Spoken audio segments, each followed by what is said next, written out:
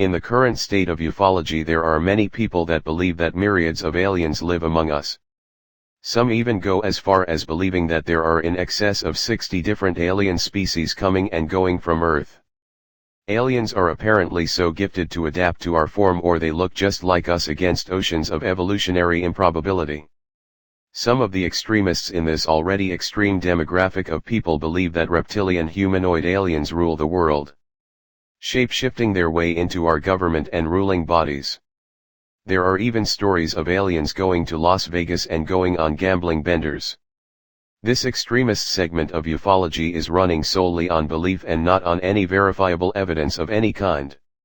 If any of these extremists wanted to know the reality of this, they could directly trace these beliefs back to mentally ill conmen selling books and conference tickets.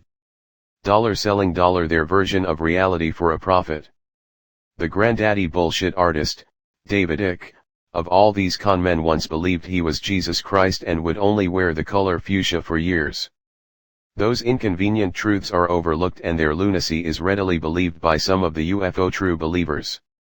If the rest of us, the thinking and reasoning types, are to believe in the plausibility that there are aliens disguised as humans living among us, then we need a key ingredient that is currently completely absent: credible evidence. We'll also need a means of testing this credible evidence. Without credible evidence, there's nothing to test. So, the conversation remains in philosophical limbo. We can engage in exploratory speculation as to how it might be that aliens are disguised as humans and living among us, but we're going to be trapped in that realm for a very long time, an infinite loop.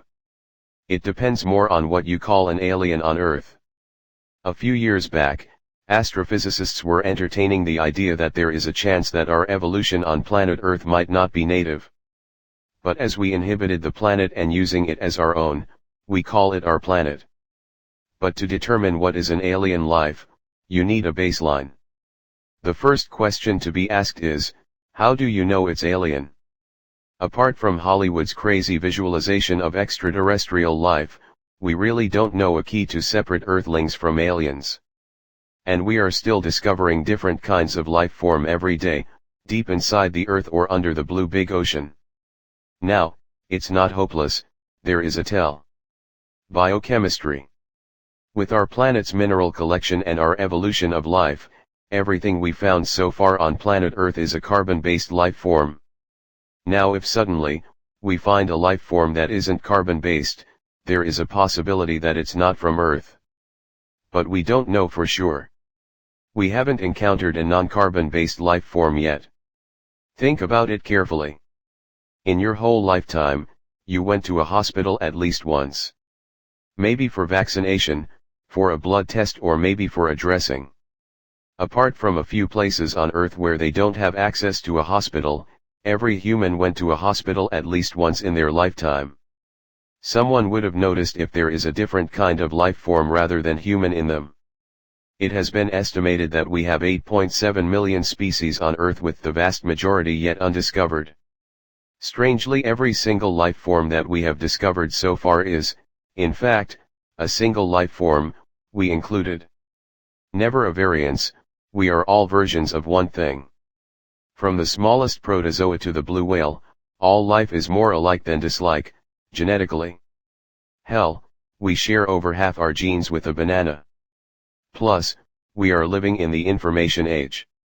A report from PwC, the world's largest data analytics agency, suggested that 75% people living on planet Earth are at least photographed once in their lifetime.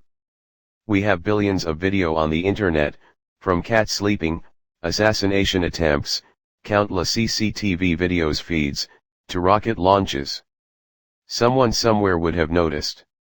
There should have been at least one video with credible evidence that there are aliens on planet Earth.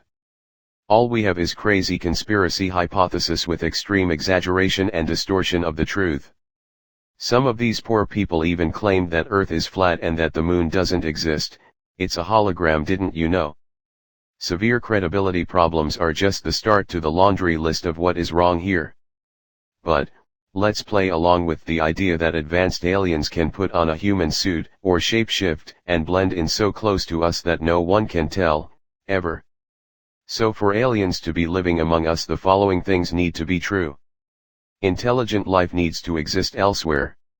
Recent cosmological discoveries essentially guarantees this point. Intelligent life needs to have learned of our existence. Intelligent life needs to have overcome our limited understanding of relativity or have set out to contact us with a long-term plan, ex travel for hundreds of years to meet us. The aliens would need to either look just like us or be able to impersonate very accurately. For them to choose to travel all this way and invest in so much to stay clandestine, they would need a bloody good reason. The old argumentative chestnut of worrying that we are too violent doesn't cut it. Their technology could wipe us out easily, so we are zero threat to them. Sociological experiment? Who knows? How could we identify them without them directly telling us?